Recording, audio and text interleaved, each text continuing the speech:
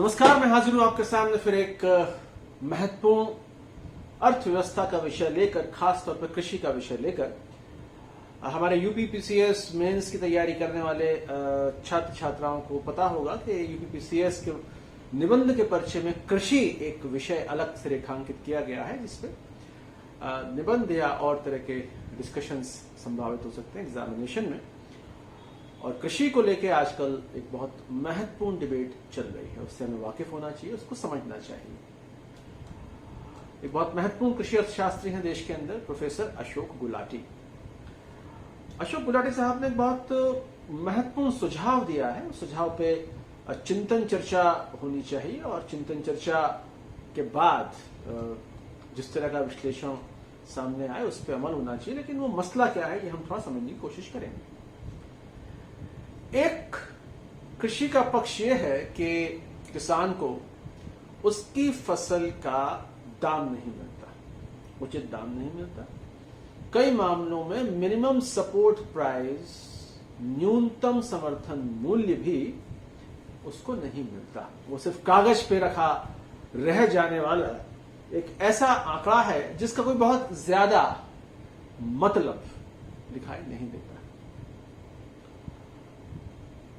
दूसरी तरफ तस्वीर यह है कि इतना अनाज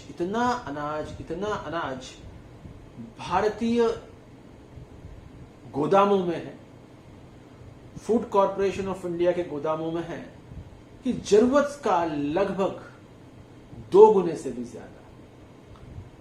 1 जून को एफसीआई के गोदामों में 97 million metric ton 97 million metric ton का अनाज था। अनाज से मुराद है गेहूं और चावल, जबकि आवश्यकता 41 मिलियन मैट्रिक टन की है, जो राशन की दुकानों के जरिए वितरित किया जाता है। आवश्यकता से बहुत ज्यादा अनाज होना, इसके 2 आशय हैं। एक तो बहुत सुरक्षित पोजीशन है, कोई दिक्कत परेशानी नहीं है। कोई संकट परेशानी होगी तो अनाज का वितरण करके अस्तित्वगत संकटों को टाला जा सकता है, बहुत पॉजिटिव बात है ये। पर दूसरी बात यह है कि इसको अगर ठीक ठाक तरीके से ना रखा जाए तो ये लॉस होता है। हम इस आशय की खबरें रोज देखते रह सकते हैं कि फला गोदाम में खुला पड़ा अनाज, फला रेलवे स्टेशन में खुला पड़ा अनाज, वहां पे बारिश आ गई। प्रोफेसर गुलाटी का एक महत्वपूर्ण सुझाव है, इस पर चिंतन चर्चा होनी चाहिए, विश्लेषण होना चाहिए। हम कोशिश करेंगे दोनों पक्ष रखने की। यहां उनका कहना यह है कि जो एक्सेस अमाउंट है अनाज का, इसकी वैल्यू करीब 1,50,000 करोड़ रुपया है। 1,50,000 करोड़ रुपया है। सरकार इसको बेच दे, सरकार इसको बेच के कुछ पैसा रेज कर ले, करीब 1,00,000 करोड़ रुपया एक्सेस अनाज को बेचकर हासिल किया जा सकता है। 1,00,000 करोड़ कितना बड़ा अमाउंट है, हम समझने की कोशिश करें। कोविड-19 से पहले के वक्त में औसतन 1,00,000 करोड़ रुपया जीएसटी से संग्रह किया जाता था। अब तो खैर वो आंकड़ा इस कदर कम हो चुका होगा कि उसके आंकड़े रिपोर्टिंग में नहीं हो रहा। 1,00,000 करोड़ रुपए यानी कोविड पूर्व की स्थितियों में 1 महीने में जीएसटी संग्रह है, जितना उतना हम एक्सेस अनाज बेच के कमा सकते हैं। ये एक सुझाव प्रोफेसर गुलाटी साहब का है। गुलाटी साहब ये भी कहते हैं कि साहब इसको मेंटेन करने में भी 8,000 10,000 करोड़ रुपया लग जाता है। अनाज ज्यादा, उसके बाद उसे मेंटेन करने में खर्चा। अब सरकार ने अपना मन ये बनाया है कि निजी क्षेत्र में भी स्टॉकिस्ट स्टॉक कर सकते हैं। एसेंशियल कमोडिटीज एक्ट में बदलाव के जरिए वो चाहे तो कुछ चिन्हित वस्तुओं को, अनाजों को वो स्टॉक कर सकते हैं। तो अगर सरकार बेच दे और वो स्टॉक होकर चले जाए निजी क्षेत्र में, तो क्या हर्ज है। ये एक प्रस्ताव, सुझाव, इसके दोनों आयाम हैं। एक तो ये भी कोई हर्ज नहीं है, इसको आप बेचें, 1 लाख करोड़ रुपया अपने पास हासिल करें और संसाधनों के संकट से जूझती अर्थव्यवस्था को कुछ राहत दें। दूसरा इसका तर्क यह साहब कि 1 लाख करोड़ रुपया तो आपने ले लिया और ये एक्सेस अनाज सारा चला गया निजी क्षेत्र के हाथों में, क्या कोई गारंटी है कि संकट के समय निजी क्षेत्र इसको बहुत महंगे भाव पर नहीं बेचेगा?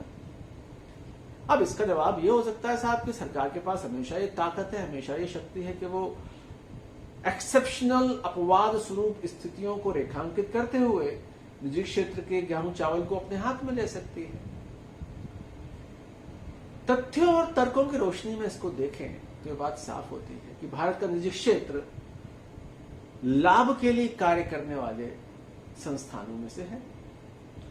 लाभ उसको अधिकतम मिलेगा तो वो काम करेगा, और उसके पास स्टॉक है और उसकी जरूरत है तो निश्चय उसको मुनाफे में बेचेगा। इसका एक वे आउट बीच का रास्ता ये निकाला जा सकता है कि अगर कभी संकट परेशानी हो तो पीडीएस के लिए तो आपने ऑलरेडी वहां स्टॉक रख लिया, उसके ऊपर जो है वो निजी क्षेत्र को आप बेच सकते हैं। पीडीएस यानी अर्थव्यवस्था के विपन्न तबके के लिए न्यूनतम खाद्य सुरक्षा सुनिश्चित करने वाला काम हो गया। अब इसके ऊपर के जो लोग हैं, मध्य वर्ग के अपर मध्य वर्ग के लोग, जैसे वो महंगा दूध खरीद रहे हैं वैसे महंगा गेहूं चावल भी खरीद सकते हैं। ये भी एक तर्क है। लेकिन इस सुझाव में एक तरफ एक लालच है कि 1 लाख करोड़ रुपया सरकार को मिल जाएगा, लेकिन इसमें खतरा है कि अभी जो खाद्य सुरक्षा की प्रतीति, एक आश्वस्ति का भाव है, वो खत्म हो जाएगा। इसका एक तरीका और निकल सकता है कि जितना रिक्वायर्ड है, जैसे कि अभी जो डेटा हमारे पास है उसके हिसाब से करीब 41 मिलियन मीट्रिक टन जरूरी है, तो 41 का आप थोड़ा और बढ़ा लें, 60 कर लें इसको, फिर भी करीब 30 MMT मिलियन मीट्रिक टन बचा रह जाता है एक्सेस, उसे बेचा जा सकता है। 1 लाख करोड़ रुपए नहीं कमाए जाए, 50,000 करोड़ रुपए ले लिए जाएं, और ये एग्जैक्टली ठीक वो अमाउंट है जो सरकार हाल में घोषित गरीब कल्याण योजना पर खर्च करने वाली है।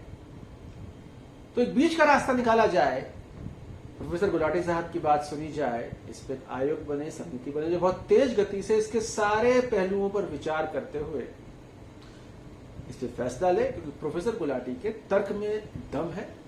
वेस्ट हो रहा है, एक्सेस हो रहा है, लागत उस पर जा रही है। इकोनॉमिक सर्वे में मुख्य आर्थिक सलाहकार ने एक सुझाव दिया था, हालांकि इस वक्त तो सुझाव अप्रासंगिक है क्योंकि कोविड-19 के बाद की स्थितियां बिल्कुल बदल गई। उनका आशय यह था कि जो सब्सिडी है, सस्ता अनाज, सस्ता खाना पीना, उसकी सीमा बांधी जाए। वो इतने लोगों को दिया जा रहा है कि कोई तर्क नहीं है उसका, मगर फिलहाल ये वक्त उस तरह की बातों का नहीं है। स्थितियां सामान्य हो, 1-2 वर्ष बाद इकोनॉमिक सर्वे में दिए गए उस सुझाव पर दोबारा विचार हो, लेकिन अभी संसाधन उगाने के लिए कुछ अतिरिक्त अनाज को भारत के ही निजी स्टॉकिस्ट को बेचा जाए, यह विषय जरूर चिंतन की मांग करता है। नमस्कार, मैं आपसे अनुरोध करूंगा कि हमारा चैनल सब्सक्राइब करें, अपने मित्रों को बताएं, अपने दोस्तों को बताएं और नियमित तौर पे हमसे जुड़े रहें। बहुत जल्दी हम 50 विषयों की निबंध की सूची लेके आने वाले हैं और रोज एक निबंध आपको यहां पेश किया जाएगा ताकि आप निबंध के नवीनतम तथ्यों, नवीनतम प्रवृत्तियों से वाकिफ हो सके। नमस्कार, धन्यवाद। फिर मिलते हैं एक नए वीडियो के साथ।